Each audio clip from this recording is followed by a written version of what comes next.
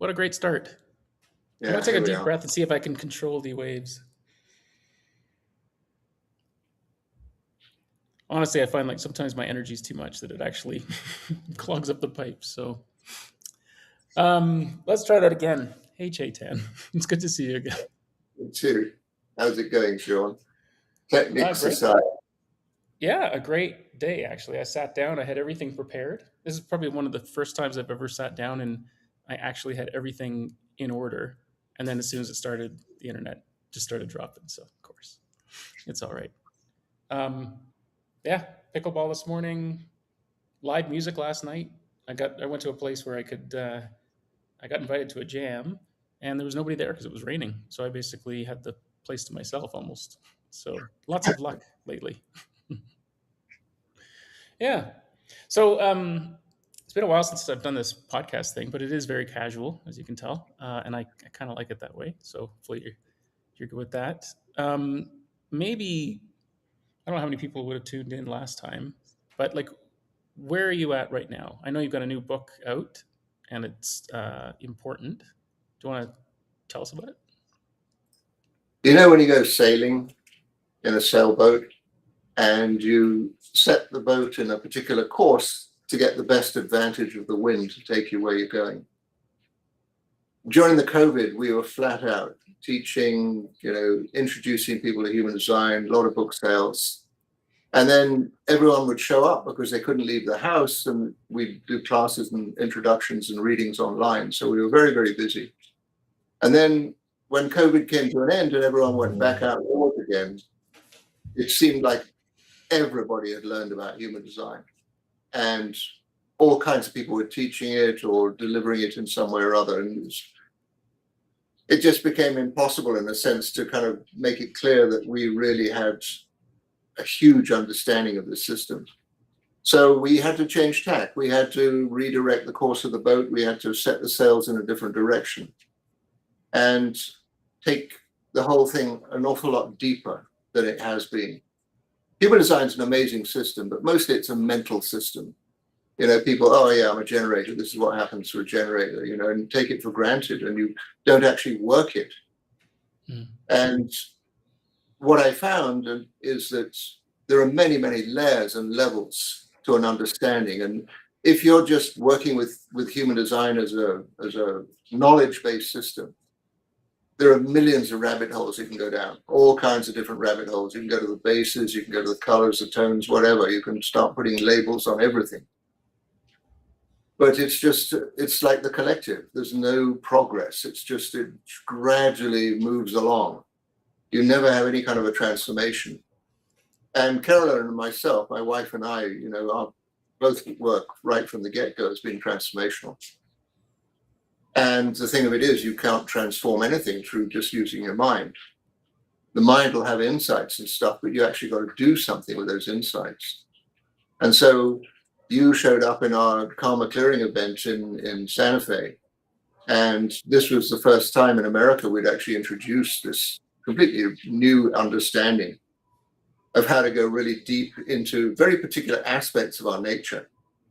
And in that day, I think, what was it, like a 6-hour day or something, we gave a ton of information and kind of missed out on, yes, there's massive transformation possible in here, but we were kind of time constrained to put out all that information. So a few people got it. A few people understood what it was we were doing. A few people had that initial transformation. And I'm just to say their life never went back to what it was afterwards. And a lot of people, they're still kind of wondering, what was that all about? Well, since that time, we've developed it more and more and more. And I'm actually doing a retreat in a couple of weeks here in California. Just very small retreat, 8 people. And it's going to be a meditation retreat, a karma clearing meditation retreat. And just to attach into another aspect of our nature, but take it really, really slowly. So, yeah, we've set course in a different direction now, because we've seen the effect that what this karma clearing can do. It sounds all very lovely, karma, what's karma all about, and it's like, what is it? Does it exist? What's instant karma? Can't you just deal with it on the spot? And yes, of course you can, provided you're living in the present. And Hmm. so the karma clearing is the encouragement for all of us to draw ourselves into the present. When we're confronted by some awkward situation, instead of just reacting to it and pulling out somebody else's remedy for it, we actually engage with it present tense according to our own gifts and our own abilities. And so karma clearing is all about that, is making us really clear about what our individual abilities are. And also, of course, what the ancestral ones are as well, that are very easy to overlook. That most of our life we've been trained to react. Hmm. We go to school. School is based on fear and greed.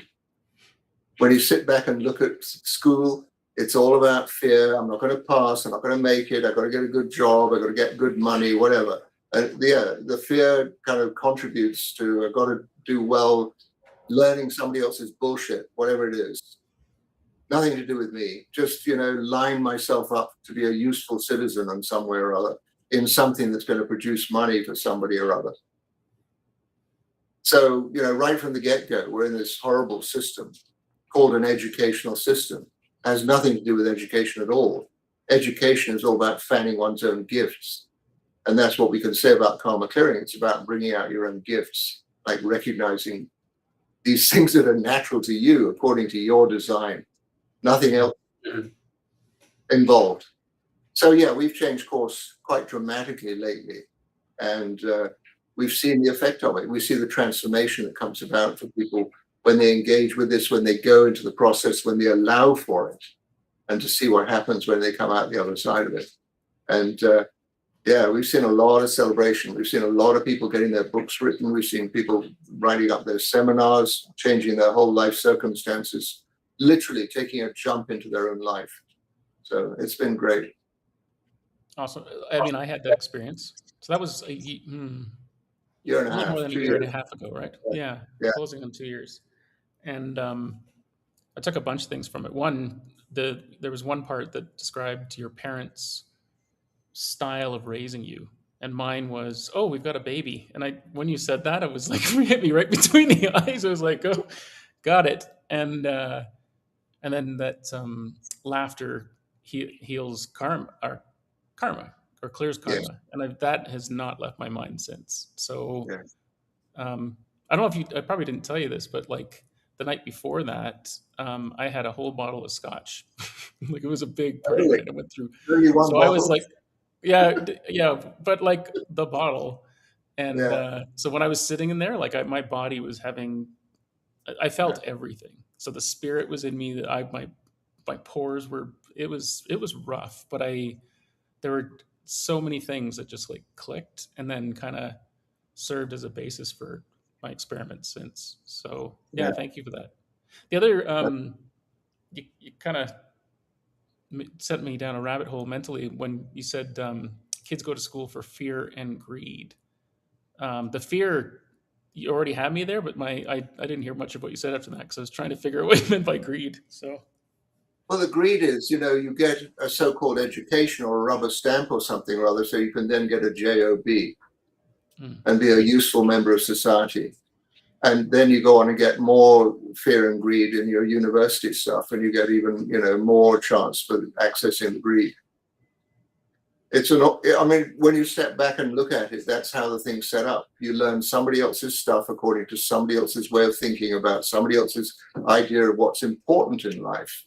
Instead of having a life, you're aimed towards the greed. mhm, That's certainly the state here. I mean, in the Muslim countries, you go to one of these two schools where you just learn the Quran. It's the same thing, fear and greed. You got to learn this stuff so God likes you, or whoever it is likes you. And you're a good person or whatever. It's the same system. It's a control mhm. system, basically. Nobody's allowed to live their true to their own life. Well, this sounds like a perfect segue to, because I really want to talk about Osho and your joke writing process with him, and like there obviously is so many connections with him going on for me. Like even even how I became aware of him. It was the same weekend that I became aware of pickleball, which is an infatuation, and within a week I had found you and Dr. Eleanor. So it was just like a splintering 2.5 years ago or so. So, and then while you're grabbing your stuff there, This is a joke book. You can see it's quite a tome. And I'm going to Wow. send you this copy. Take it really So seriously. I will. No, that's the title of the book. Oh, that's Take the it name of really. the book. Take it. The name of the book, A Revolutionary Insight into Jokes. And then the third description, The Backside Book of Jokes. So how did that even work? Like, wasn't he channeling? And then would he just, was it like a comedian going on stage that does crowd work? Like they've got a couple of jokes, but otherwise they like how did that work? Or This being, God knows how he took on the job he took on. A thankless task, if ever there was one. He was reviled by so many governments. He was denied access. In his passport, 21 visas were cancelled, literally as his plane touched down in some country. And somehow he still maintained his sense of humor and could find funny things to laugh about. He came to full realization at the age of 21 and didn't speak for the next 3 years, didn't say anything to anybody, just lived in that peace and quiet in that state of bliss. And then realized he had to come out and start talking. And he'd travel all over India, giving talks, thousands of people, 25,000 people, I think was the maximum one of his talks. And realized there was a limit to that. Indian people are very soaked in their understanding they're already, very special, very holy. And some of them are, of course, but some of them are definitely lost in the same mire everybody else is. They're locked in their head and can't get out of it. And then I don't know how he did this, but somehow he started attracting all kinds of people from the West and built up this whole community around him of people from the West. And in the 70s in India, it was easy for people to get to India. India didn't require any great visa thing. And that's when my pathway took me there. I'd been doing a lot of traveling, and I drove buses from London to Kathmandu, a thing called Magic Bus. And then I did a 6-month safari through Africa. And I literally saw everything. I tried everything. And none of it was making sense. And I just knew I had to go and see what Osho was up to, what his deal was. Because while I was traveling around India, I'd meet into people that had been to his ashram, and they'd been on my bus.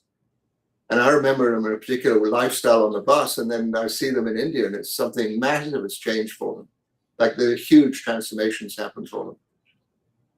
And it was just inevitable I'd go there. And what it was, at the time I arrived there, he would teach 1 month in Hindi, 1 month in English, 1 month in Hindi, 1 month in English. Each talk ended up as a chapter in a book.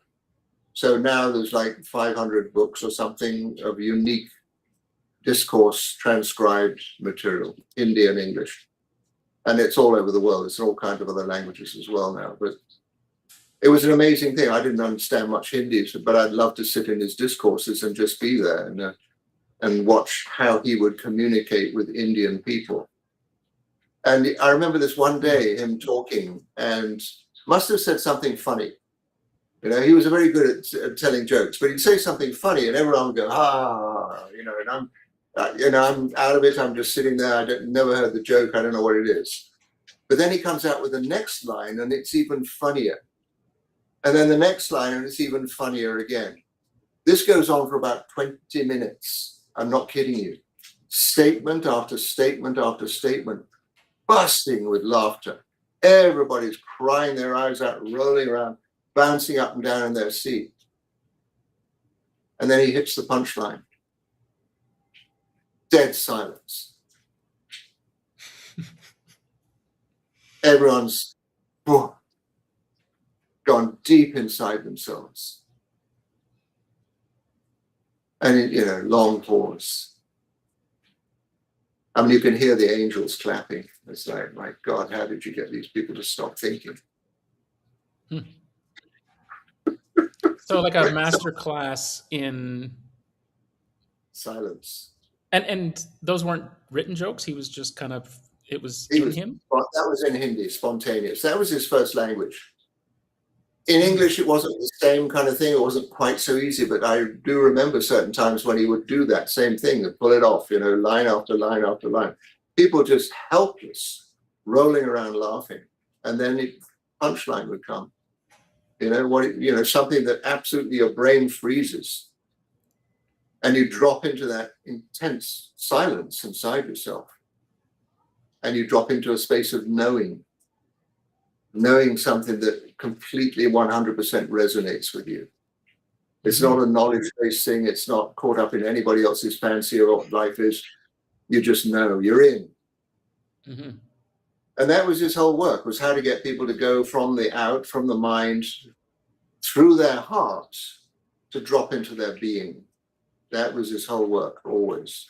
How to get people to connect with their being, how to get people to be in this, whatever this might be. Yeah. So I'm just kind of remarking because I think I said to you in the email, I used to have to play his videos at double speed. I was like, I know what he's saying here is interesting, but I was struggling hearing it, right? Oh, Now I yeah. can hear it at speed, Yeah. but then now I'm thinking, right, English was his second language, Yeah. and then pronunciation, and then just I mean, I kind of remember him in the '90s as a kid. I think like he obviously was in the news or something. Well, I guess he Yeah. was. Um, and it's just remarkable. So like when he spoke to his own people, like then there wasn't even that awkwardness. It was just pure flow, pure vibrate, like a frequency where it just sucked you in.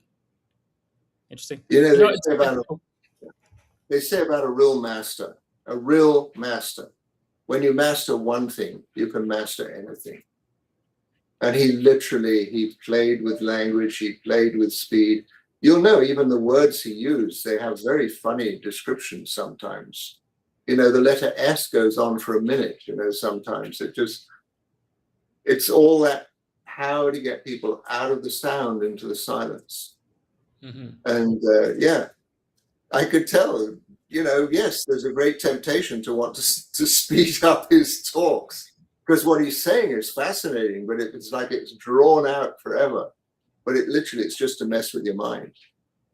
Yeah, no, if I knew that that was the purpose, but like my introduction to it was just weird dude, but Yeah, saying smart stuff like the caption, and then just trying to take it in. You were talking about him being rejected visas and stuff. It's kind of the same thing that's happened to Joe Dispenza, right? He's going around and doing this stuff with his voice and energy, but he's actually been like I think he was supposed to do an event in Paris I think it was Paris, and they refused him entry and they had to cancel the event and stuff. So wow, wow, it's he's not Osho, but like he's Joe yeah, Dispenza's. There are people that I know people that have said that it's cured cancer. They cured their cancer, right? They took over the energetic direction of their life, and I yeah. know these people, and I know it to be true. So the medical community doesn't like to hear that such things could happen if Tell me you about have it. The intention. profit margin goes down dramatically. Yeah. Even this morning, I was standing on my. I've got this wiggle board because I use that. It's probably the best tool ever at this point. And then I stand on it and I do my figure eights that Dr. Eleanor's taught me. So I get the hips moving and stuff. And then between using I've got like one of these gyro balls. I'm like creating reverse spin. Like I'm basically like uh, I don't know, Yeah, chewing hardcore qigong. What am I telling this? Oh, I was using my Clark Zapper this morning. Are you familiar with Dr. Hulda Clark? yeah, yeah. I do. It's a long time since I used anything of his. Yeah, I mean, it's just this thing that it's a 9-volt battery attached to two copper pipes that you put wet paper towel around. You Oh, hold, yeah, yeah, yeah. yeah, But yeah, just the actual meditative state that provides for me, never mind the other benefits. yeah. So I just actually use it daily since I got my new ones because I broke my other ones. So It's puts you in a square wave, I think. Isn't that what it does? well, I mean, the intent of it is to kill parasites. That Yes. was the main part of her work, right? Yeah. And she got laughed out of the. Well, I think she had a book called something like "The Cure for All Cancers," which obviously you don't want to say Yes. that because that's a bit bold, right? So, Yeah. um, yeah, but yeah, I had some really interesting conversations with people about this, and I think it's as simple as if you have some parasites in you and an X-ray technician knows to look at clouds in a body and they get it wrong, then they're diagnose someone with cancer when maybe they just had something that looked unfamiliar, and then you Right. start doing the whole treatment thing, and it's the treatment that kills people, right? So Yes. Yes. yeah, Yes. so yeah, all that real stuff. Okay, back Yes. back to Osho, because like this guy fascinates me, and I just know that I'm supposed to pay attention. Um, his stance on marriage, I completely can relate to after no longer being married, and just like going to the future and being like, I'm not doing that again. Right. Just his views on marriage and sex and contracts, and like, it's just he was way ahead of his time. So Yeah. was Well, he yeah. channeling the Yeah. future? Is that how he accessed that? Because we seem to be trending that way energetically, or at least I'm going to push it that way. So He he would launch in from all kinds of different sides, but what really caught my attention was he said the word uncle is a lot older than the word father. So when you that makes consider sense, actually, in the yeah, tribe. what that's all about is that women have multiple partners, men have multiple partners, Mhm. and the woman has the child, and maybe it looks a little like so and so, a little bit like so and so, who knows? But the child comes out and he's got all these uncles. Mhm. Doesn't need a father. And the wife certainly doesn't need just one person because the whole community looks after her, just as they look after the child. It's Mhm. a totally different perspective. And he said, the word father is very recent. And, the Christian thing adopted the word father to talk about God, and deranged the whole thing about just, maybe God's an uncle instead. A very fathers can be such a nuisance, whereas Yeah. uncles can be so much fun. Yeah, and they're not with the kids 100% of the time too, so everybody's a little bit happier. I And I, mean, uh, I experienced this going to India, the kids, they call you uncle mhm. because they know somewhere you're related. It may be, through thousands of different passengers and partners and uncles and whatever, but uncle's a very good word for a man. Yeah. No, and then we're talking about how many only hundreds of years? Like how long's marriage been around instead of Yeah. it just being the tribe? Like how many thousands of years where we've reversed all that to the point of just to collect taxes. I So think it's questionable altogether. If you read Roman history, they talk about a wife, or they talk about concubines, or they talk about, all kinds of different arrangements. As far as I can understand, the wife was the one that brought the dowry and brought the property. Combined two parcels of land or, businesses or whatever together. And mhm. then the concubines were there for the man's pleasure or whatever. I mean, yeah, I don't honestly know. But I think the whole question of marriage is questionable. I really do. I think it's a pretty recent invention. Mhm. Well, and it's energetically inconvenient. If your cells are changing every 7 years, like nobody's checking in their marriage, and at this point, life is moving so quickly for me. I want to check in with someone every 7 days or every 7 weeks. Just see them and like, you good? I'm good. Okay, let's keep doing this. Oh boy. I tell you, Osho had these three different communes. The first one was in Pune in India, and this was all about sex. Mhm. He said literally the first commune was all about sex.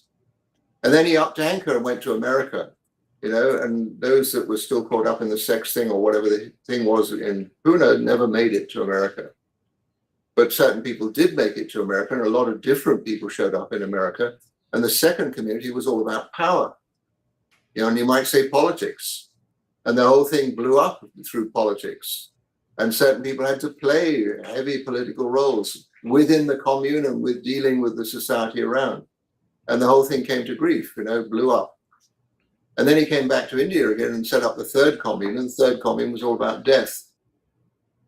And Hmm. sure enough, he walks his way, he talks his way. and guides all of us into death and into his takeoff, his completion on the physical side. So, So even when he was introducing these places, it was part of a larger plan. Like he was at oh, that. absolutely, yes, Amazing. absolutely. And you talk about the discourses you listen to, the ones that are put on YouTube and Facebook these days. They're all the later talks. His early talks were 99% esoterics. Hmm. Unbelievable stuff, he'd tell you. And everyone's sitting there, oh, amazing, amazing, amazing. But nobody moved. Nobody made any kind of a transformation. And then he realized, basically people can't, they love this knowledge, but they're not going to do anything with it. Mm. And so he started working out how to, simplify the whole language so more people can understand the wording, because people came from all over the world. People that didn't speak a word of English or Hindi for that matter would come to his talks and they'd just sit there, and couldn't hear a thing. So he started really simplifying his vocabulary. And then he started really stretching out his talks and the spaces between the words. And he started indicating, listen to the gaps between my words. Right? The words will take you to a certain point as far as your brain can take you. And then the brain will want to carry on. What's the next part of the sentence? But he would stop and there wouldn't be a next part of the sentence. And in that moment, if you were present, you drop into your silence, into your space. And then sometime later, maybe half a second or maybe an eon later, the sentence would carry on. He was literally playing with time. Yeah, I'm gonna obviously be listening to him a little bit differently again.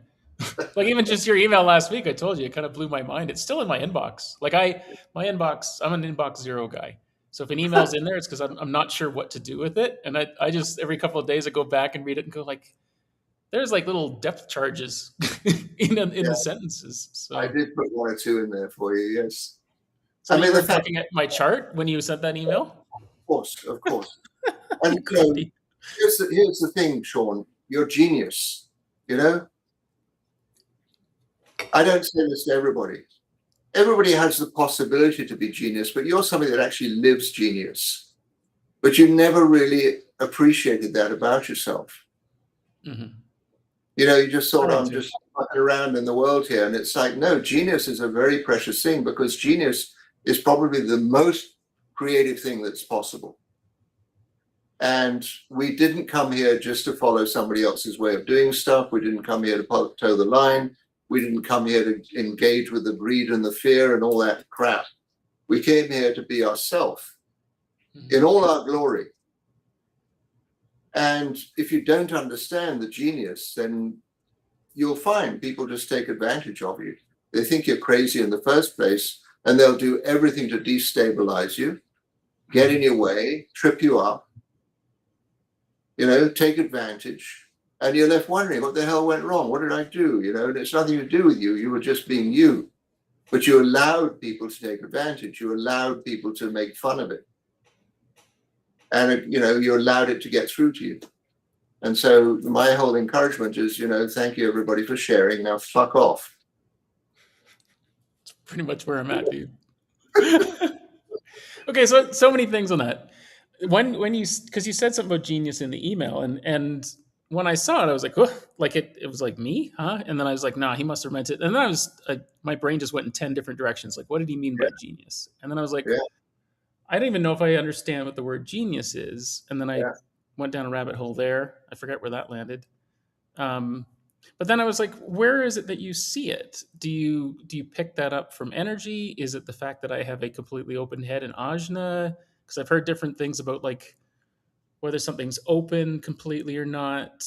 Like what I had heard years ago was that if you're entirely open in a center, this is not your trip to work on that stuff. But I've heard Eleanor say, how did she put it? All opportunities are open or on the table or something. All options are on the table. Yeah. And so then, yeah. Sorry, could you clarify that then? Like what an open center versus a defined one from a life experience or the tools or talents you show up with? Well, the defined center, the defined center is like a ball and chain. That's how the thing is. That's how it is with you. Right? There's no getting away from it. That's just how this thing works. It works every time. It's the same old thing. If you have the sacral center tied into it, it's the same old thing, round and round and round. Every time, it's the same thing. It literally is a ball and chain. Mm-hmm. So you've got the busy channel, the 2034. So your tendency is to be busy, busy, busy, frantic. And, that's a wonderful quality. But I always tie in, the achievements are not the question. You can achieve anything. And yet the whole world has set us up to achieve. This is why you went to school. This is why you did this. This is why these things happen to you in your life. It's all about achievement. Well, yes, you can achieve anything with that design of yours. Anything. But does it bring you any sense of satisfaction? Does it bring you any sense of fulfillment? That's the whole thing about it. You're not here to live according to somebody else's idea of morality, somebody else's idea of success, somebody else's idea of failure. You're not here for that. You're here to be you, win, lose, or draw. But it's got to be an internal sense of, I am in vibrational attunement with this life. That's the whole trick. And so what I see in your design is you have this massive quality of leadership. You could lead the blind with a blindfold on. That's not been my experience, but I had to remove myself from my location because I'm experiencing different things when I'm not at home or from my former home.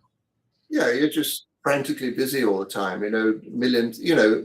ADHD doesn't relate to you. You're kind of multiple ADHD. Okay, I was going to say I can relate to how other people describe ADHD, but I always felt mine was like, I don't know, squirrel on cocaine. Yeah, it is. And, honestly speaking, when somebody says, oh, yeah, I've been diagnosed with ADHD, and I'd say, well, if you hadn't been, there'd be something wrong with you. To me, ADHD is the normal. Anybody else is kind of in the slow lane somewhere or other. Mm-hmm. But, it's coming in so fast. Yes, exactly. And the whole thing is picking out what's reliable or what's relevant for you. That's the whole thing, is how do you tune into what's relevant for you in that moment? That's the whole trick. So I agree absolutely with Eleanor about, do not dismiss anything. You have that magic of the gut response. You have an internal energy recognition to anything that attunes to you. I'm telling people more and more these days, talking about gut response and all this and that and the other, it's fabulous. However, it's not like everybody else doesn't respond. Projectors respond as well. Manifestors respond as well in their own very particular way. But it's not the gut response. You've got 14 numbers on the right, you've got 14 numbers on the left. Each number represents a star field with a particular music going on. Right? It's got that little dance going on in that neck of the woods over there somewhere. God knows how far back it goes as well. It's not a simple sound. It's a melody in itself coming out of a star field. The best we can do about it is say, well, it relates to this hexagram and this line number, and maybe we can go back into the colors, tones, and bases, but let's not put a language to it. Let's put a musical symphony to it. And then the symphony flies through the universe, bumps into one of our planets, which has its own little disco going on. It's got its own frequency going on. If it's a Venus, it's very much about enticing things to come to you. If it's Mars, it's about being active and pushing things away. If it's Uranus, it's about breaking out of the bounds of being stuck in something or other. So each one of these planets has a different frequency, but here comes this starfield frequency, this magical symphony, takes on an extra symphony and then locks into our genes. And so our whole genetic makeup, this whole thing, whether you're looking at the magnetic monopole, the design crystal, the consciousness crystal, whatever, the mechanism has its own fabulous symphony going on. Unique. Nobody else on the planet's got our symphony. Mm-hmm. And so the whole thing with a symphony is right away when somebody's playing the same music. and it's an invitation, or it's a request, or it's hello, how are you, and it's like boom, yeah, we're in tune here. Mm-hmm. And right away when somebody's playing the wrong music and it must be meant for somebody else, and yet they're looking at me and expecting me to do something about it. I mean, it literally comes down to that. With your gut response, you have this internal mechanism where the energy actually clicks when somebody hits the right note for you. It's part of your genius with the music. You go deeply into sounds. Yeah, I You're almost sent very you. We actually talked about this a year ago, and I've been thinking about this thing for 2.5 years, maybe 3, when I heard Randy Richmond describe the body map as a sheet of music. Right. As soon as I yes, heard that, I was like, yes, yes, yes. But I bought tuning forks, and I was just kind of meandering around it. But I think I was waiting for AI to get here where it could do the hard work, because there's just like when I create that thing, and it's all I am is a conduit between a bunch of things I've experimented with. Um, it still takes AI 20 minutes to do everything that it's doing, because I've yeah, given it a lot of homework. Like oh yeah, and I've had a couple experiences where recently I've done it, and it takes an hour out of me. Plus, I want to make sure I'm in the right energy when I do it. And so I send this email that sometimes I just listen to the song just to make sure it didn't suck, because I don't want to interfere. And the feedback I've gotten from some people is they seem to think I know them inside and out. Like I composed it. And really, what got me out of that, not got me out of it, was I was like, no, you wrote this song. You created this song. This is your astrological imprinting. This is your energy plus your tastes plus the sound of your voice inside your own head, done to 432 hertz to make sure it actually touches this, the energy, the parts of your body. And so that's really cool. And then last night, I knew I was meeting with you, and I was like, I've been thinking about something for a while. I almost sent you one, but making like meditation music where it takes all the gee, affirmations and all the things, but then I step you through it from the root to the crown in order by the channels. So as the yeah. affirmations are coming in, it's actually like hitting the spleen, right? Hitting the solar plexus. And I made like 8 versions of it, and was just like, I passed out. Like it was just, my body was like vibrating. So Yeah, I look forward to hearing these things very much. yeah, I'd love, yeah, sorry, go ahead. no, I'd love to tell you a story. Mm-hmm. When Osho came back to India again after his tour around the world, where he dropped into all these countries and literally been told to take off out again. And he ended up in this place, Juhu Beach, which is just a little bit outside of Mumbai. And he was staying in one of his disciples' houses there. So very few people could come in and listen to his talks. And there were a lot of people, more and more people were coming to India to be around him again. And so I would be able to go maybe every 3 or 4 nights, I'd be able to go to one of his talks. And those other nights, what else was going on? Well, this one night I go with some friends to a classical Indian concert. And it's Zakir Hussain, the tabla player, Shiv Kumar Sharma, who's the santura player, and I forget who the third one was on sitar. So we're front row. We're right there by the stage. I mean, this stuff to me is amazing. I've had some incredible experiences in Indian music. We're right there, right in front there. And the guys come out and it's like, yeah. And in the West, in an orchestra, they take 5 minutes to tune up. In a rock band, the tuning's already been done before they show up. They do 1 or 2 things and then they get on with the show. But these guys, 10 minutes, 20 minutes, 30 minutes, 40 minutes tuning Just up. tuning. Wow. Just tuning. Get the drums right, get the tablas right, get the santur all tuned in right, get the sitar 100%. And I'm watching this. I'm Sorry, watching I've got Shiv. quite. Yeah, I'm watching Shiv Kumar Sharma, and this is the guy with the little hammers with the santur, and he's playing these strings on the santur. And I think, he's just tuning up his strings. And then I realized he stopped actually tuning up the strings. But he's playing his notes. He's playing his notes and he's looking at somebody in the audience. And he's playing this very particular sequence of notes. And then when he's finished there, he looks at somebody else and starts playing the next sequence of notes, completely different. And then, this is a master of music. Mm-hmm. The guy is beyond genius in music. And he's literally playing the frequency of the person he's looking at.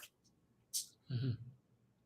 This is your gift, you see. This is your gift that you are now picking up on and allowing the next level of computing or whatever it is to help out with it. But it's you do not deny yourself that personal attunement that you have through whatever medium you use to look at their chart, to sound out what they're doing. Mm-hmm. Don't deny it. Play with it. It's literally all I do. I think on Yeah. various levels. Um, uh, Eleanor used it in her webinar last week. She used the term ether, and I kept thinking auras, but I always, when people talk about auras and I don't see them, I think of it as something visual, right? So that ether, like all of a sudden, like a bunch of new things went click, click, click. Like I was having trouble like assembling all this. When you were talking about them tuning, my mind immediately went to, oh, we need 40 minutes because we need to tune to the room. We need to actually like even in a rock band situation. I did a gig 3 weeks ago and we talked about like, wow, it sounds really loud on the stage during sound check. But once the concert starts and there's 800 bodies, meat sacks, getting take up, like it sounds totally different. It sounded way better. Yeah. So imagine they're doing that with just like, goat skin, right? Like with a piece of wood. Like that's Oh a yeah. talent. So yeah, I know I'm acoustic and I know I have so many things I'm dialing into. Started with the ears, like that 57 right ear came online very early on. Magic mushrooms were a big part of that. Yeah. And then now it's different. It's different. I realized my nervous system was shot. And so I've actually spent the last 3 months like focused yoga nidra for my nervous system because I was just on edge my whole life. Yeah, where's the fire? Where's the fire? Where's the fire? Where's the fire? And or who am I trying to please now?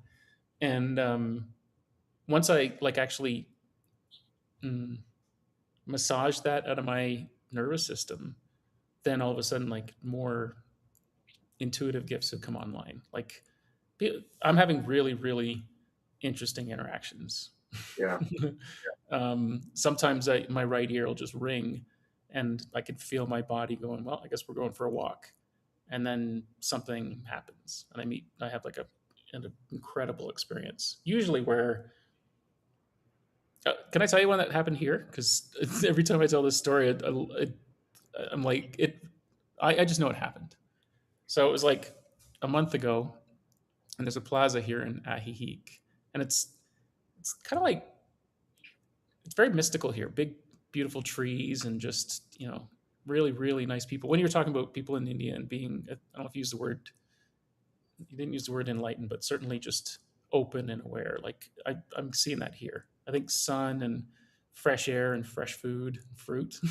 Like you could just see people that are open. So I'm bored in my apartment here.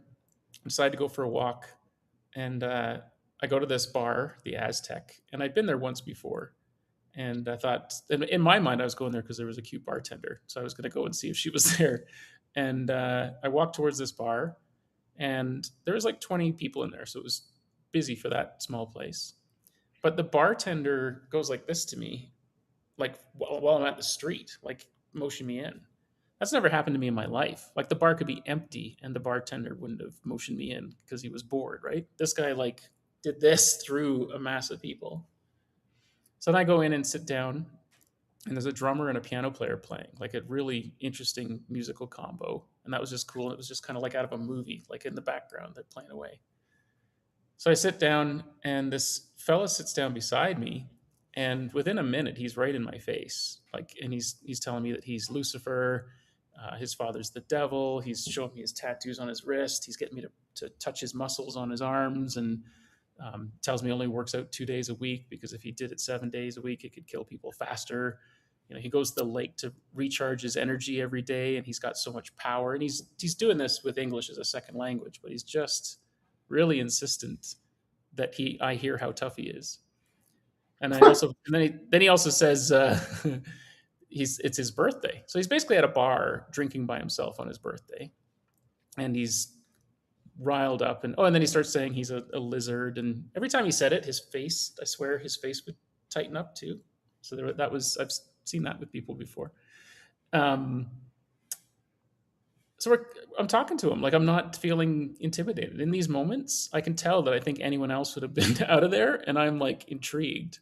So I'm just asking questions, and I think I don't know if it's the alpha channel or what it is, or just I just know that I'm fine. I'll be fine. So I just carry on with the conversation.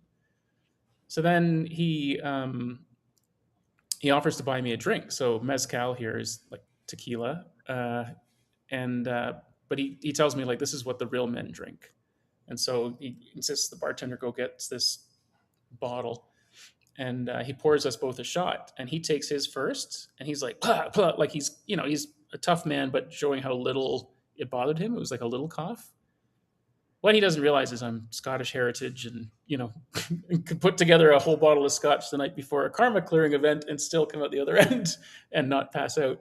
So I take the shot, and I sense in the moment, just like I'm preparing to make sure. Yeah, I just made sure I didn't cough. So like I thought about what I was doing, like how it went down, and so I just took it, and I was like, good, I'll take another one. And he's just looking at me like his eyes bugging out of his head, right? He was not expecting this response. But then I got some tacos, and I complained about how the spice was too hot. Like I kind of felt like I was diffusing a bomb. You know what I mean? Like he saw that it was a man, and then I kind of like just felt myself bring the whole vibration down. And then the next thing I know, the people in the bar were wishing him happy birthday, and then he got up and walked out. So my sense at the time is I had dismantled a bomb. Like this guy was like on the edge of his life as far as frustration, and then he just left quietly, and something channeled through me, obviously. But I also was equipped with everything I needed to at the time. Like the lessons I'd learned, things often a couple days before that happens too, where I just like, oh, that was timely. I read that book, that kind of stuff. So Yeah. These are magical moments. They don't happen everywhere. They do require certain places and circumstances to hold the energy for that kind of thing. Yeah. mm-hmm. I can relate exactly to diffusing a bomb, or being an essential presence when something, like you say, it's intense. It's really intense, and you're just there as an instant presence. Mm-hmm. Yeah, it's a vibrational thing. A lot of younger folks talk about being grid workers and all that kind of stuff, and how they hold the grid. And I can tell when my energy is right. If I've been a good boy with all my bad habits, and I've done my qigong, and I've meditated, and I turn on my Reiki, all of a sudden I can feel waves of energy around me, and people interact with me different when I'm dialed in. So it's an amazing feeling, like everyone could experience too. Like there's nothing. All it is just lighting the satsuma up. So well, and you were talking earlier about what's the difference between an undefined, or what's the difference between defined and an open center. I'm fascinated by undefined centers as well, because they're very different than open centers. Mm-hmm. Undefined centers do require your presence and do require your engagement, and you've got a couple of them. Can we check on terminology? Undefined center means it's white, but it's got a gate sticking out of it. Yeah, it's got at least one gate sticking out of it. Yeah. Okay. And so, for example, with your emotion center, you got the 36, which is about dealing with crisis. right? And the word crisis, when you chase it back to what it really means, it means making a decision. So this person in the bar the other night was, am I going to explode or not? What do I do to provoke a fight or some awkwardness or some insanity? How do I terrorize this person sitting next to me? How do I, do something dramatic? And you didn't go for it, because who So needs it? that's interesting. Well, of all my contemplations on that, it never occurred to me that that probably was what he did all the time. Is he enjoyed? Yeah. Man, I have a friend who has a friend. The guy's a real creep, but he apparently would go into men's restrooms and pee on the guy next to him just so he Yeah. could start a fight. Yeah. Like, I couldn't imagine what kind of human being intentionally does that. Yeah. I mean, maybe do it once just to see what happens. But that guy, like, he did it. He did all sorts of shit. But yeah, so that's funny. I took it more as he was having one really bad night, but it could have been that's what he does. He bullies people. Yeah. Hmm. Oh, interesting. I'll tell you, I had a very similar experience, Sean, the other day. I'm pulling into a car park in a shopping area, and there's this guy striding across the road in front of me, so I have to stop to let him go past. And I realized he was really intent on where he was going. And when he realized there was a car there stopped by him, it totally freaked him out. Like it changed his whole pattern of things. And he stood there. I kind of waved, fine, I'm not going to go anywhere, just go for it, cross over the road. And he can't work it out. And all of a sudden in his belt, he pulls out a knife, turns around to the side of the car and stabs the front wheel of the car and flattens the tire. He then turns around, goes back to his pickup truck and takes off. And my sense of that is here was somebody on the edge of a crisis. I think he was probably going to go and rob somebody or do something really nasty somewhere. And the whole pattern got, interrupted. Mm-hmm. So yes, one can only be mystified, and that was kind of interesting. Well, pattern interrupt is the phrase. I mean, there was one of those things where I had taken hypnosis training and had some sensibility of what that was, right? And then there was can't think of his name, but he's a really famous mentalist, and he was describing how he used to pattern interrupt to stop himself from getting his ass kicked. He said there's Yeah. this guy he was like, I think it's Darren Brown, something like that. Anyways, he's like 5'4" British guy, and this 6'5" monster comes towards him and wanted to Yeah. kick his ass. And I guess Yeah. as he got close, Darren just said, "Oh, I didn't. It's weird. The fences here are 5 feet tall. Back where I live, the fences are 4 feet tall." And the guy, like, walking towards him, like that would be the last thing you'd ever expect to hear. And he said Yes. the next thing he knew, this 6'5" monster was sitting on the curb, bawling his eyes out. Like he got out of getting his ass kicked just by completely confusing the person walking towards him with something so nonsensical. And a huge healing is taken for that person sitting on the curb. Yeah. Yes. Yeah. It's amazing. And it's So more of in that, your please. interaction, the guy gets the girl birthday wishes from everybody who obviously know him, know it's his birthday. Yeah. And he probably came in there looking for a fight in some way. And you diffuse the whole thing, and he goes out of there and he's a human being again. Mm-hmm. Yeah. Is that sphinxy stuff? Is that what that is? The thing Because of I've it heard is, that before. Like, it's yeah, sort of like people can change direction if yeah, I'm in my lane. yes, exactly. Mm.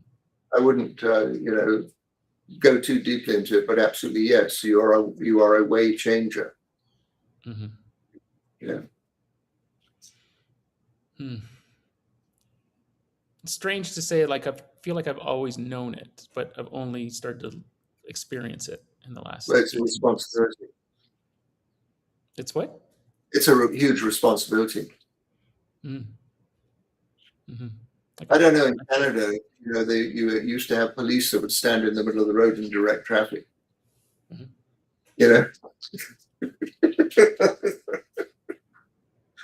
I mean, it's like that on a psychic level.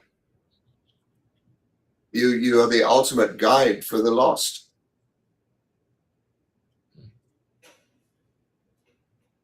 It's interesting. I lived in Bermuda for 5 years, and so I think they still have a policeman standing in the bird cage. I think it's more for touristy. Like it's probably only on Sundays at 2 p.m. at this point, right? Not a 9 to 5 job, but that's as soon as you said that, that's all like it just was like flashing me back to there.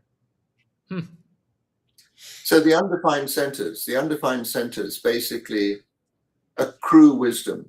A very simple viewing I have of it is like you have a room in which there are, in a center where you've got two gateways and an undefined center. It's like a room with two light bulbs in different corners of the room. And underneath the light bulbs is this big pile of knowledge or wisdom or things that have to do with that flavor, that star field, that planet. And somebody walks into the room, in other words, they make a connection with that center.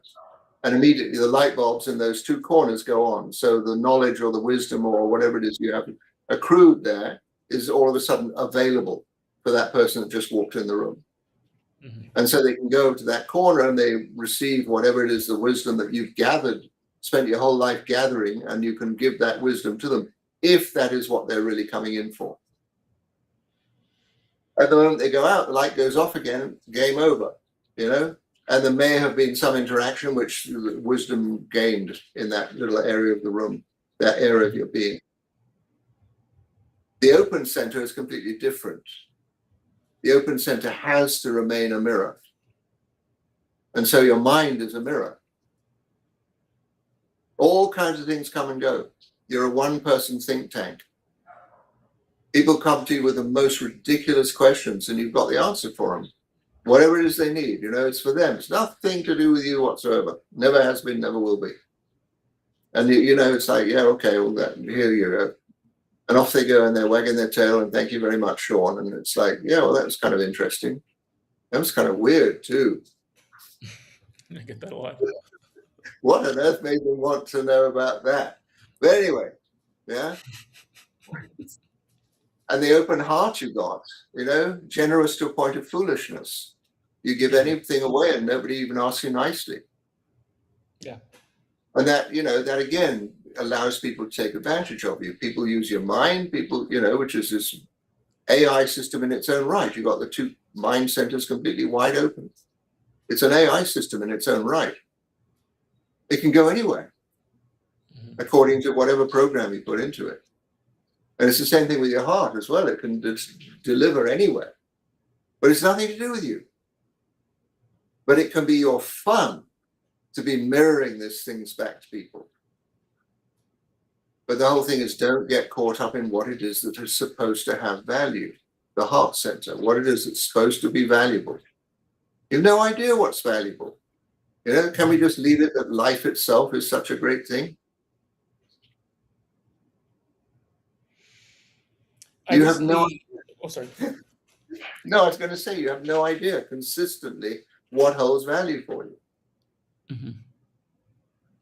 Yeah. Yes. What I wanted to say is I recently learned that my Chiron gates are 21-1. So that information probably dropped in my awareness a year and a half ago, but really only in the last 2-3 months. And what I've learned is that's about control and breathing. So it's like this hidden, that completely open heart as you're talking about. And then there's this other depth charge. So I'd be curious to hear what you've got to say about that. All right. So I'm doing this meditation retreat in a couple of weeks from now. And Chiron is one of the places we're going to go. And the retreat is all about communication. So it's the journey from Mercury to Uranus and back. And every planet has a particular expression. Mercury is quicksilver. It can, it can bring us awareness of things in a blink of an eye. Venus, is all about who on earth is it we're drawing into our life? What are we pulling to us? What's the magnetic attraction? Mars is what are we pushing away and what are we getting busy about? All these planets have these different communications. The communication of Chiron is what has hurt me so badly in the past. Where am I the wounded healer? How do I bring about a healing How am I communicating this into the world? And you're looking at Chiron in the 21, and the whole thing is about I've gone chasing after stuff, and it hurt. And that's part of my communication is I'm hurting, and I have the wisdom now, and I'm going to gain more wisdom about it. The Chiron return that you had 4, 5, 6 years ago, you've realized I'm beginning to recognize I don't need to hurt anymore. Because all of us, wherever the Chiron is, that's what our wounded healer has gone through. That's the language. That's what, whether we like it or not, that's what plays out into the world. And if we're still dragging around the complication, if we're still dragging that hurt around with us, then everyone's going to hear it on some level. And so the whole thing, I prefer the word hunter for the 21. The hunter. What's worth chasing? What am I chasing? What's interesting to chase? And there's 2 ways to go chasing. The one, you put your running shoes on and go racing after things and racing after people and racing after life experiences and stuff, trying to recognize what holds value for me. And the other way, you place yourself to let things come to you, and you're perfectly happy letting things find you. No effort required. It's just you place yourself. And with your 46, if this is your Pluto, the big deal for you is to put yourself in the right seat somewhere, or make whatever seat you're sitting in the right seat. Allow yourself to be seen. That's what the 46 is all about. Pushing up and into heaven. Yes, I'm here, I'm going to heaven, I'm on it. So, everything in the chart points in a similar direction, what your whole journey is all about. But the healing for you is to allow it to be. You take care of betrayals, right? You don't put up with betrayals, but you don't go chasing after anything in particular. Because sure enough, everything you chase after, sooner or later, it's going to betray you.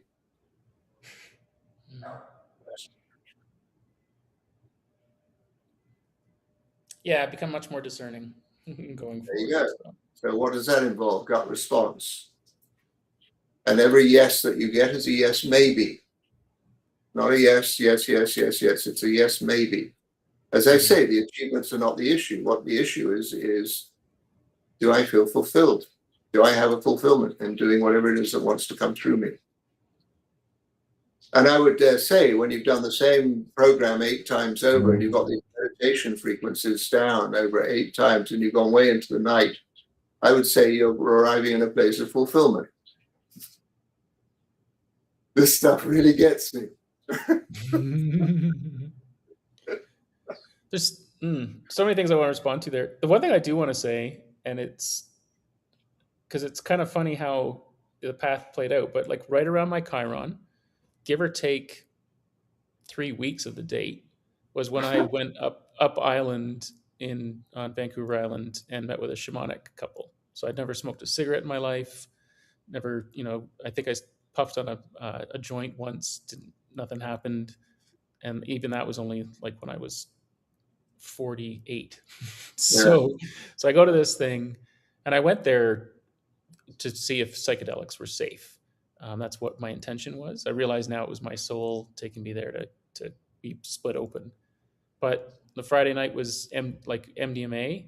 Saturday was a heroic dose of mushrooms. So like from zero psychedelic to getting my head blasted off. And then on Sunday, they had your book there. And they asked me a question, and I was already obviously raw after 2 days of being blown open. And the question was kind of like, let me ask you a question. And they said, we just got this book. Like they hadn't had it long, I don't think. And they said, let me ask you a question. If a pot was on the stove and we told you it was hot, would you touch it? Would you believe us, or would you need to touch it? And I could just feel myself like I was like, I gotta touch this thing. Like I just didn't believe, right? And it was such a sensation in my body and something that I'd never been connected to. So, I kind of got introduced to design then.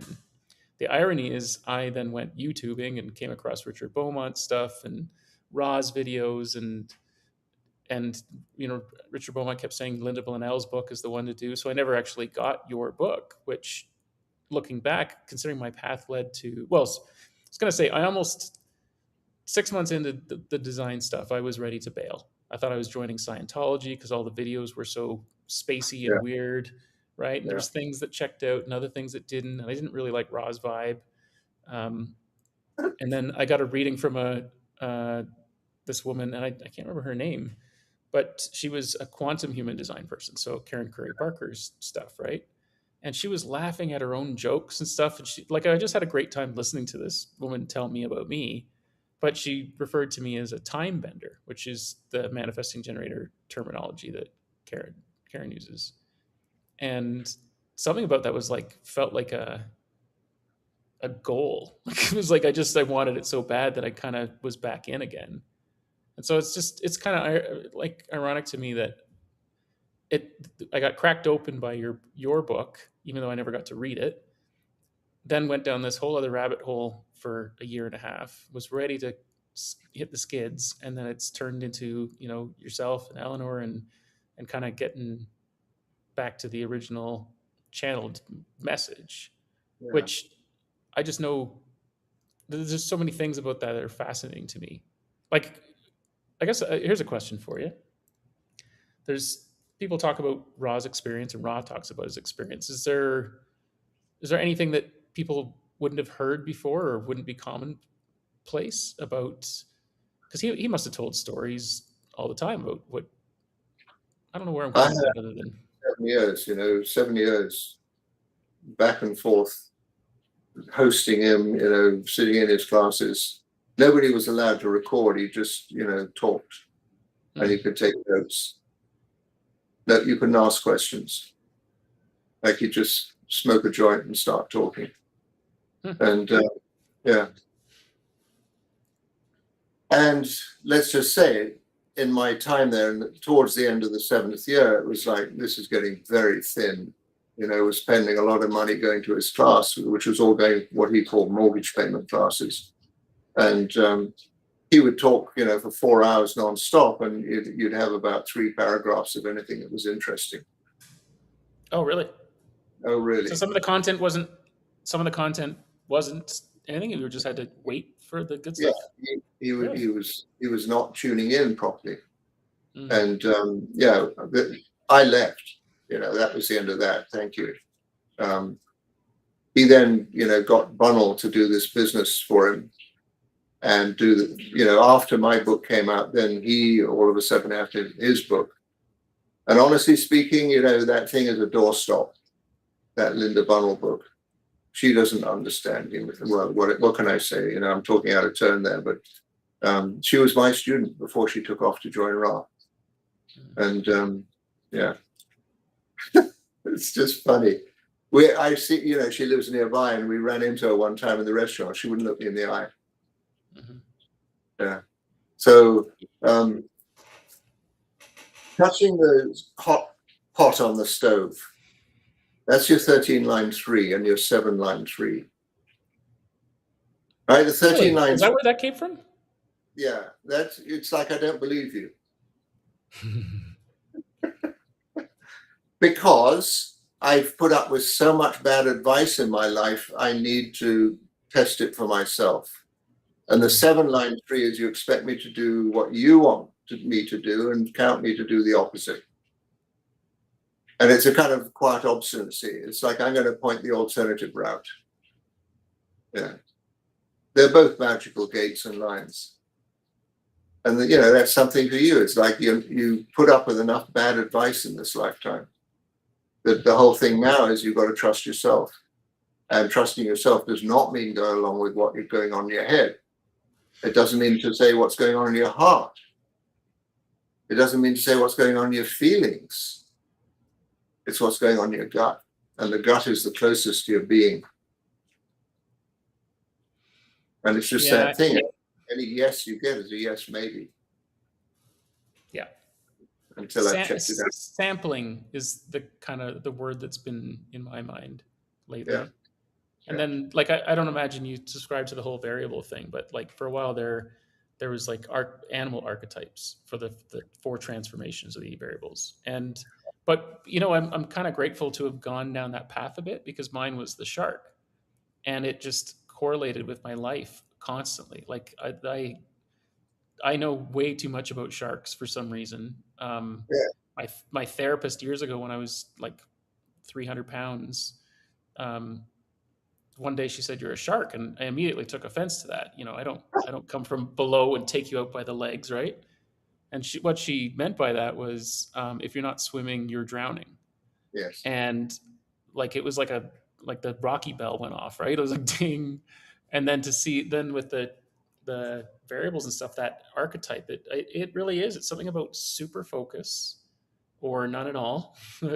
um, but I know it also correlates to my eyes as well, and how people feel the intensity from my eyes at times. And so that took me down a path of trying to relax, and that's where cannabis and yoga nidra, and like I know my eyes are softer now because people interact with me. I didn't realize it was a problem, but it was obviously not helping with my first impressions, right? And walk in with purple hair, but if I'm intense as well, it's difficult to get anything done.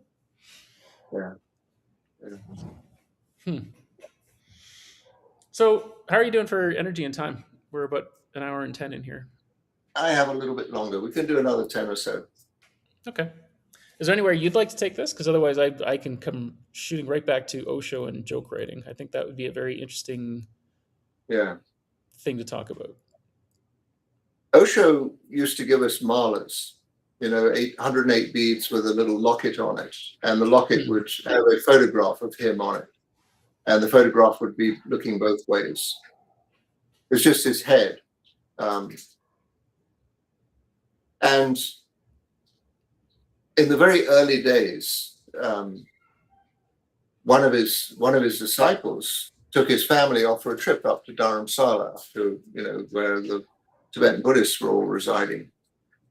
And he meets one of these Karmapas, or he goes to this temple where he knows is a Karmapa, and asks to be let in. And they say, no, you can't come in. And, he says, really, I have a good, strong feeling I need to come in. And he says, no, you can't come in. So he's just turning around to walk away when all of a sudden a message comes down from the Karmapa. There's somebody at the gate there, and he needs to come in. So sure enough, he goes in with his family and meets the Lama. And the Lama says, you've got something with a photograph of somebody on both sides.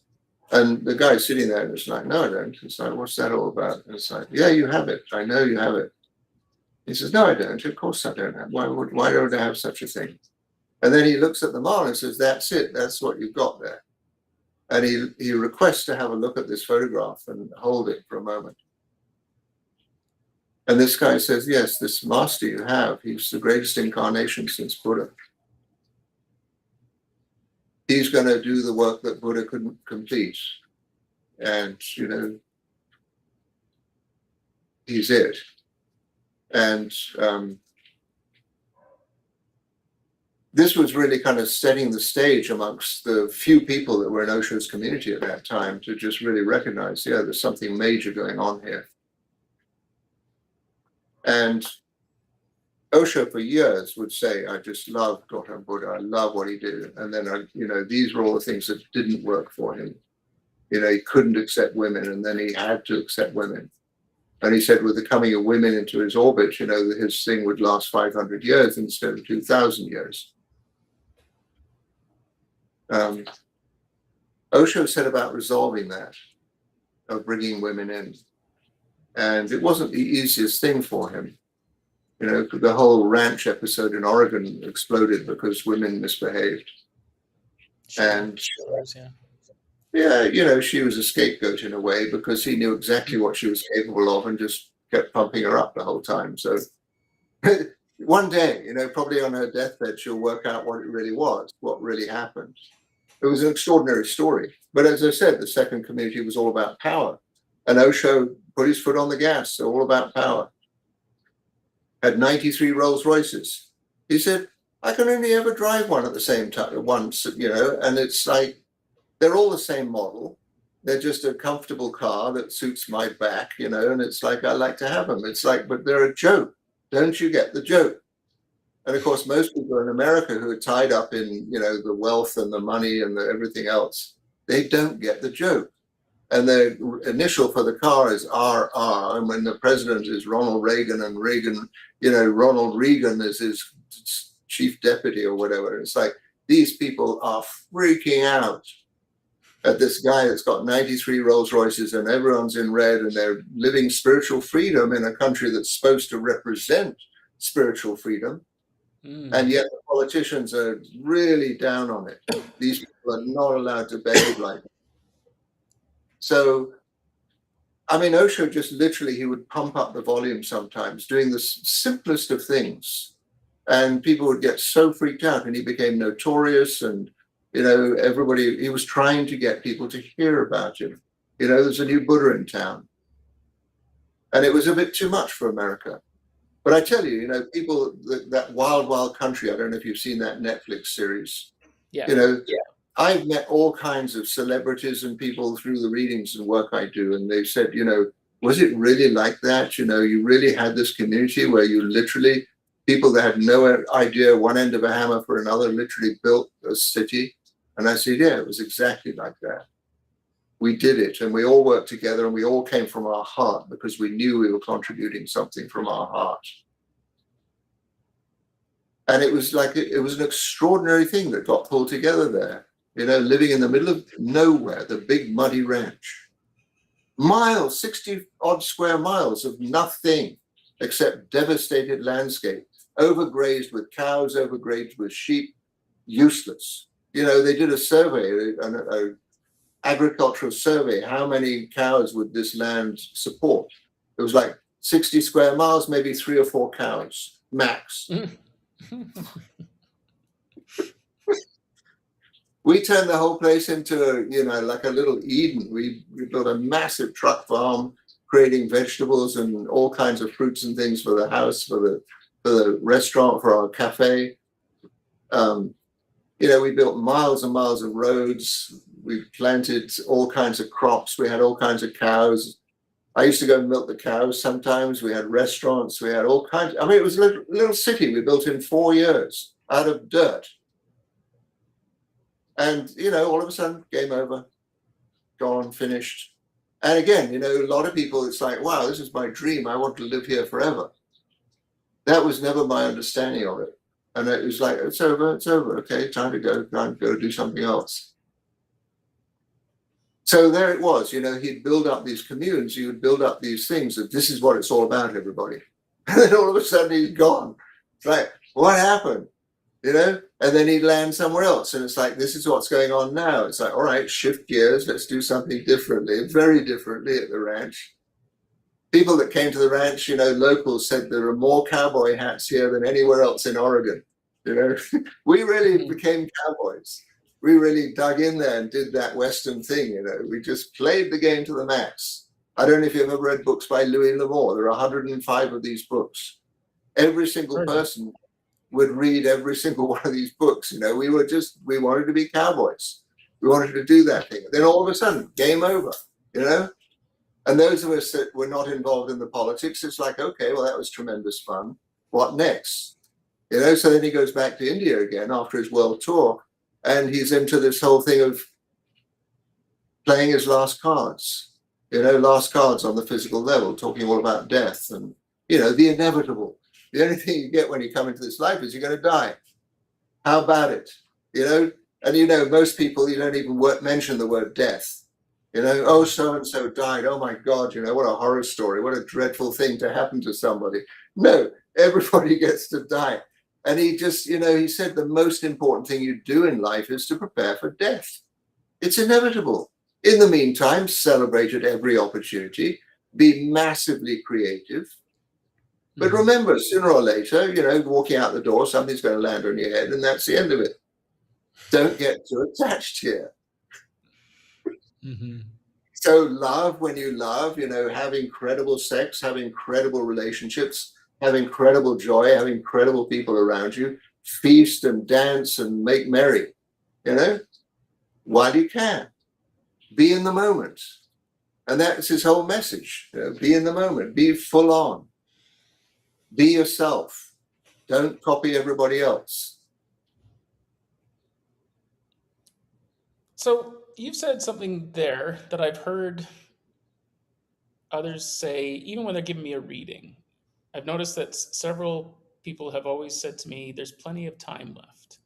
And Oh, I found myself right. So, or there's time left, and in even the way you were speaking there, it was kind of and. But I think that like I don't view it as, oh, when is that date? Although part of me, one question going through my head when you were talking about Osho was like someone that was that switched on and was preparing for death. Like, did he know when the time was coming, or sensed it? Did he talk about it? Because I know, like in talking to Eleanor, I guess Ra used to claim that he was going to be shot by a woman that he gave a reading to, right?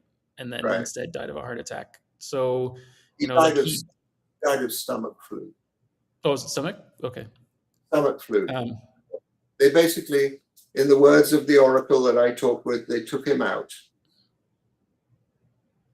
sorry, you lost me. They took him out. They took him out. He We're talking about Ra. overstepped the boundary. He kept overstepping the boundary. And all of a sudden it just came to that point. He had to go. Sorry, and we're talking about Ra. We are talking about Ra. Oh, that's interesting. Yeah. He was the last person expecting it. Is that a conversation we could explore further here? Because I don't know who you're talking about. We could talk about it maybe another time if need be, Okay. but it was, it was like the quality of the entities that inhabited his space was really awful. I mean, my head goes right back to that Clark Zapper. Yeah, exactly. So, just coming back to that, because I've had this sense, or someone explained it to me, or I don't know what happened, but to me, it made total sense. If you get a parasite in your body and it's eating some of the minerals and things that are in your body, but it's also a living thing that is holding on to the energy that you would have had at the time that was going on. So if it was at a time during your life when, like you do karma clearing, we're flushing shit out. If this thing is inside you eating your stuff and is holding the energy of that shitty time from back then. So I want to get rid of those fuckers. So that's what I do. So what is this thing you hold on to? What's it doing? It's attached to a little device, and it's powered by it's a 9-volt battery. It's the slightest, but it's a particular frequency. Yes. But it seems to be that the fact that it's connected to copper pipes, you wrap it in a paper towel and they're wet. It's a frequency. It's a frequency. It's a frequency in which parasites cannot live. Okay. But another way, it's a frequency in which karma cannot continue. It's a frequency in which you cannot keep repeating the same habitual reactions. That's what it's all about. It's all one thing. So the device is brilliant in terms of making a frequency in your body that the parasites can't handle. The karma clearing is the same thing, and it goes in a very, very deep way as well. Clearing stuff that doesn't need to be there anymore because it's a frequency that is not healthy. Yeah, it's the same stuff. It's all about frequency. You have, your design. I say 14 on the right, 14 on the left. You have a perfect frequency. Every time something matches your frequency, it's like, wow, that sounded good. Oh, that feels good. And anytime something doesn't match your frequency, but it's pushed your way, you feel so uncomfortable about it. And right away, this is not for me. But, we've all been told to make nice and be polite. And so we go along with it. And then we have to suffer the consequences. Instead of responding or being in clear engagement with something, and the pre-word clarity, we're in tune with it. Instead we be polite and we go along and we get compromised in somebody else's ideas about life. So the story goes on. So we have to keep coming back over and over and over again. To me, the story of life on Earth is such an easy one. Where else would you want to experience 3D? you're a kind of 15-dimensional spirit, and you want to, you're somehow or other, somebody says, hey, we got this game going on, it's this little thing we've made a planet, and it's got mostly water, and it's got lots of things on it. Would you like to have a ride? The tickets are very cheap. We need a few people to go in there and have this experiment.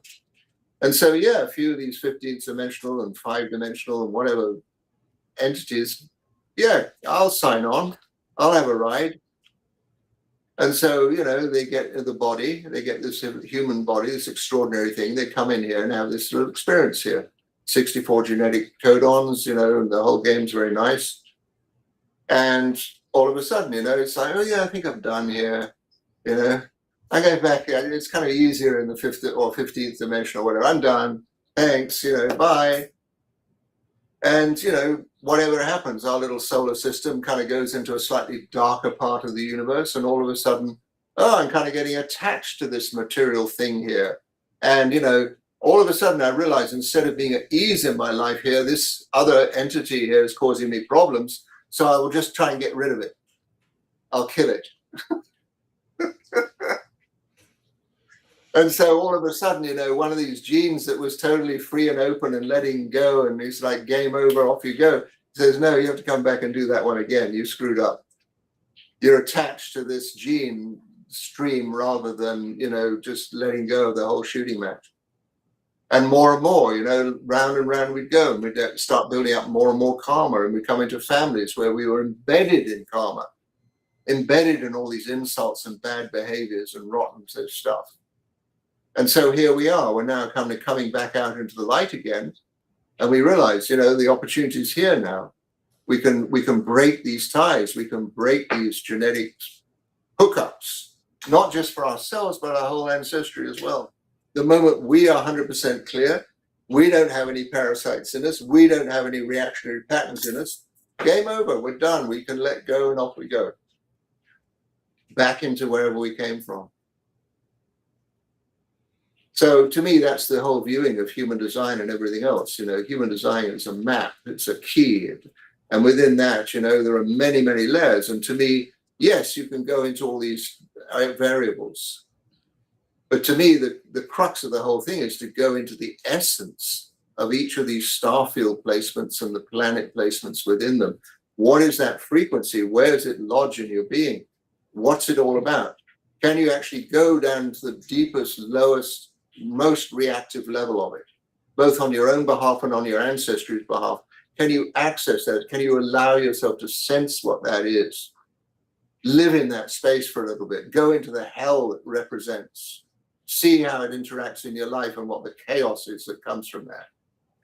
Bless yourself and then apply the key and see what happens.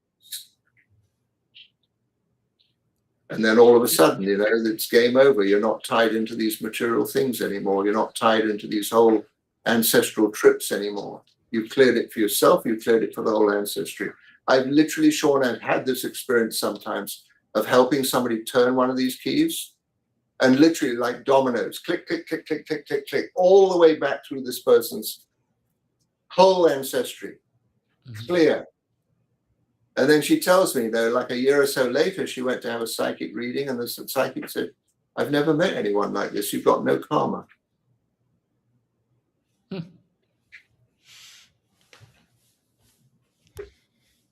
Yeah. There's No, I like. Yeah, these ethers in various forms, like I think it's become kind of all I do outside of pickleball and other work is just cleaning up all these ethers, Yeah. and I'm driven towards it. It's strange, Yes. but with Yes. it, it's made me more sensitive, which has turned out to be a blessing mostly. Intuitive.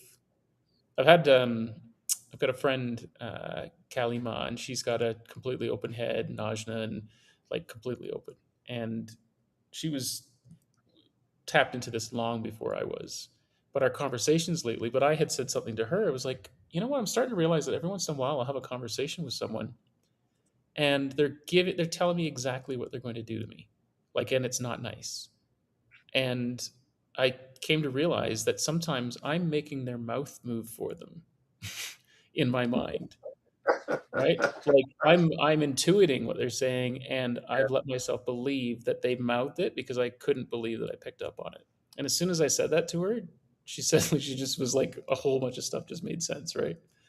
And Yeah. it was such an absurd thing to say for me at the time. It was one of those like how stupid a question could be, but like it was actually really, really a helpful one that was an eye opener.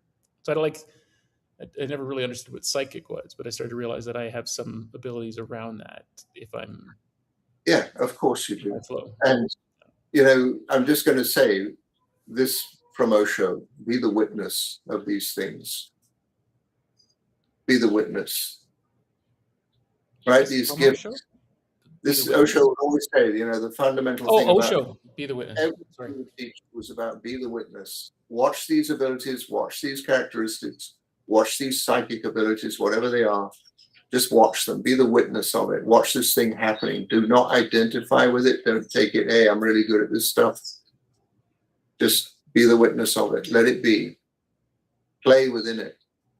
Celebrate it. If it moves on into something else, let it move on. Mm-hmm. It's that delicate balance, the attachment to something and being the witness of it. But yes, again, this is part of your genius. You are somebody who can bend people's paths one way or another. Open mind, you're not stuck on anyone's program here. You're a completely open program. Anyway, look, I know we could talk for hours and hours. I think the pickleball court's calling you again, and I think I have to go and have a cup of tea. So let's meet again some other time.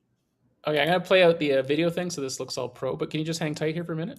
Of course I can. Okay, we'll shut down the feed here. Here we go.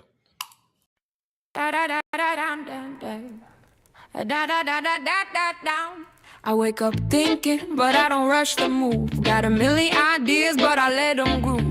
Loop it, flip it, circle back again. Looks messy outside, but I'm